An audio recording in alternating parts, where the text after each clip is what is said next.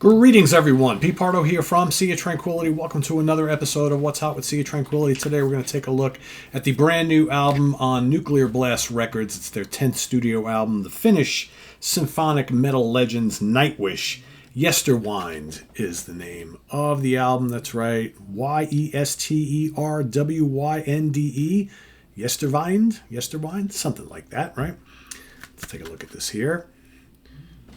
Pretty cool cover art.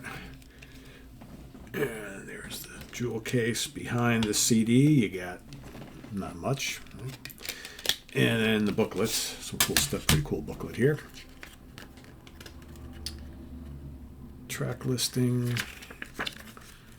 Photographs. You got all sorts of members in the band participate in these kind of cool black and white photos. You can kind of spot them. There's Floor Jansen, right?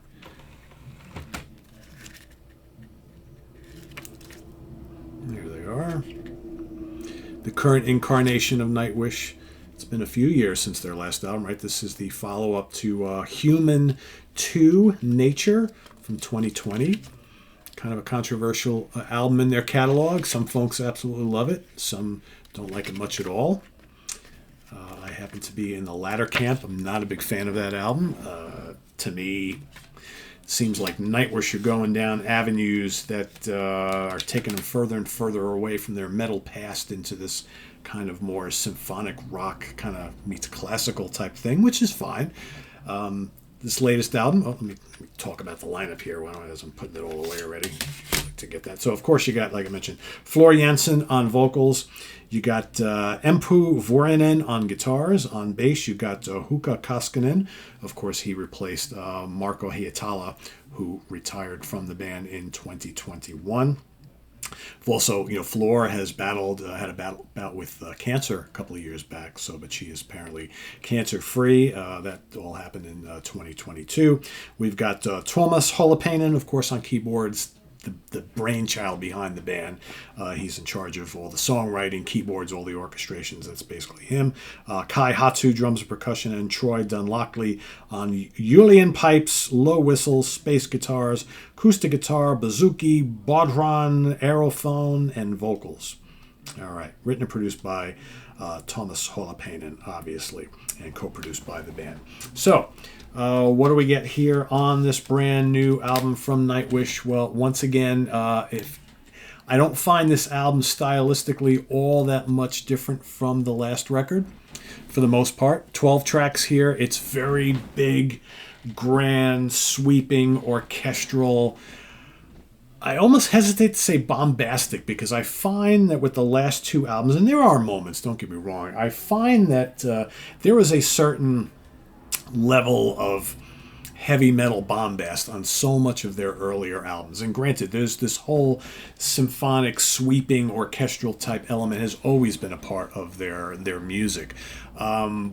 But I'm finding that like the more classical leanings and the kind of film score elements that Thomas obviously loves to death are starting to take precedent in the last couple of albums, where there's less heavy metal here than there is all of that. For some people, not a big deal.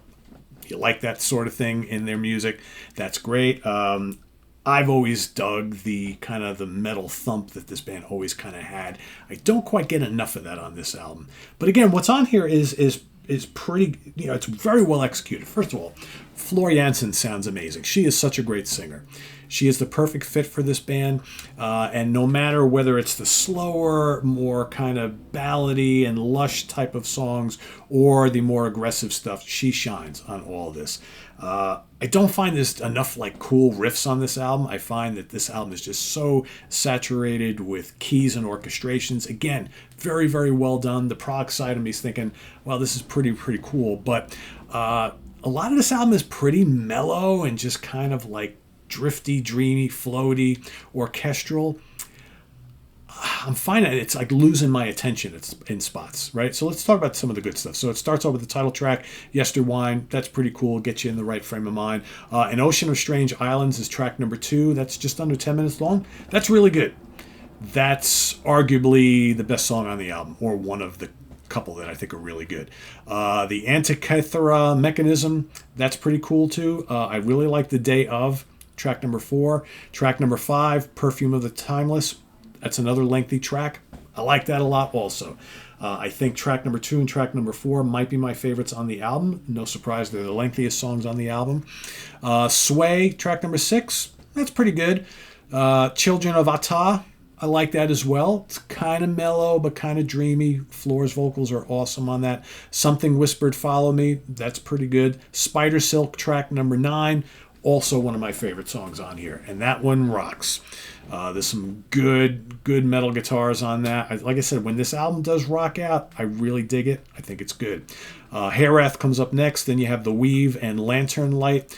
The last couple of tracks just kind of almost like segue into each other. They're very kind of lush and atmospheric and orchestral and classical sounding. They're good. That's my issue with this album. It's like I find that like a good chunk of the album is good. It's well done.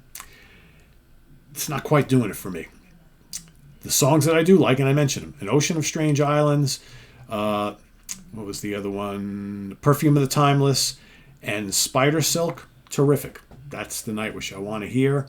I wish we got a little bit more of it on this album. So, for me, it's a good album. It's not a great album. Is it a little bit better than the previous album?